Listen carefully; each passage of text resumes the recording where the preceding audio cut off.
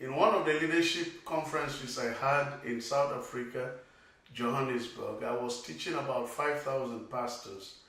That was a great season of learning, a season to share love in the kingdom, and it was a season to live a practical life. So I handled a subject that I titled Leadership Doctrine.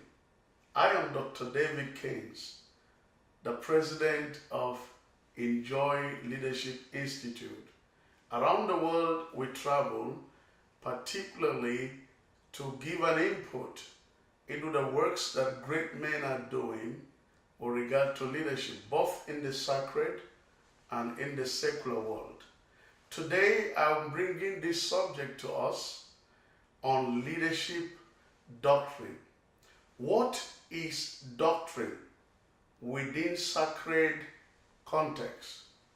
A doctrine is a scriptural set of standards that has been set and which brings forth a transformation in the moral life of men. And it has also to do with both the person, the principle, and the purpose of calling. So in the doctrine of leadership, particularly when doctrine is accurately presented, it brings results in three things. It results in the transformation of your behavior, what you do, the transformation of your character, who you are, and the transformation of your destiny, where you go. Now, leadership doctrine bounces back on serial teachings, and I will give us three in this series. It is necessary then that you subscribe. So, leadership doctrine. 7 things that are important when it comes to leadership that will make your leadership ability transformational, inspirational, impactful, influential, and with grace to impart. These 7 things are necessary. Whether you are in the secular or sacred world, they will be of great help to you. Number 1 doctrine is clarity of purpose.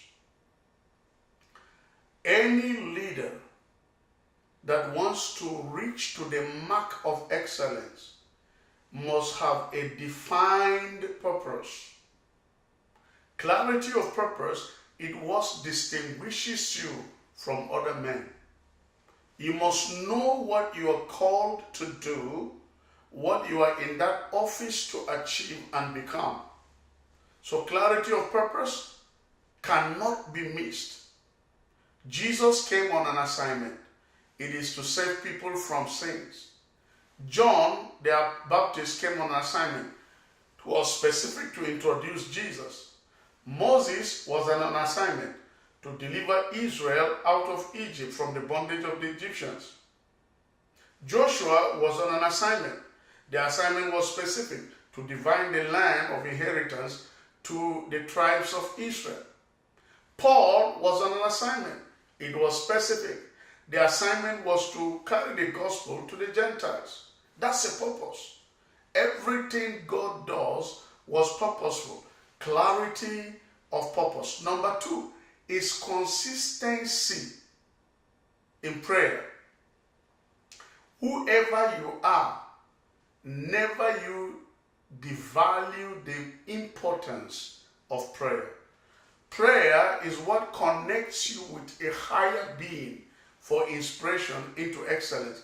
If you are going to be a leader in the sacred world, be a man of prayer. Take, for example, if you are going to teach for an hour, you will probably need about 3 hours in prayer, because you are going to present God to men that have not seen God.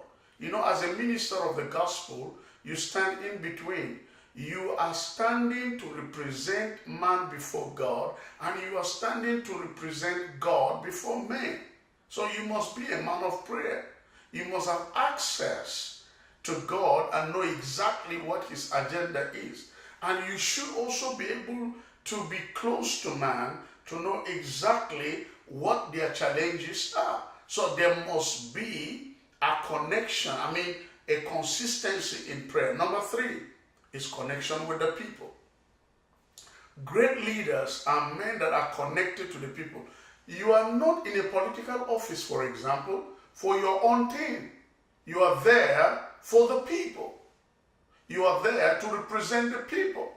You are there to work for the people. In other words, you are not a boss, but you are a servant. So you must be connected to your people if you will serve them accurately and well. So connection with the people should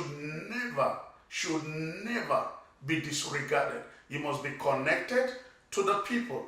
Number 3 is courage in pain. Very important for leaders. In the leadership principle and leadership lifestyle, there is a leader the moment you are in front, you are subject to criticism.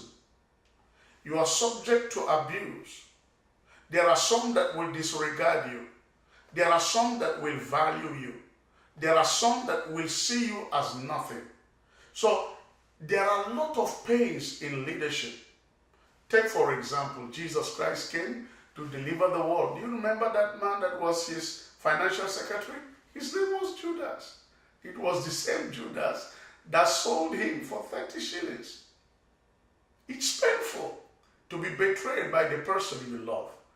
But in the midst of that pain, Jesus was courageous to face the cross. He didn't fight Judas back. So if you are going to be a great leader, there must be courage in pain. Because you will never have gain without pain. Every gain is a product of pain. That's what life teaches. So you must have courage in pain. Leadership doctrine number 4 is constancy in progress.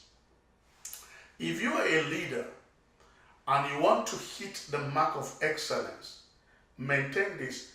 Progress must be constant. When you come to a point where there is stagnancy, you just quickly need to evaluate and check why is there no progress. The water needs to flow.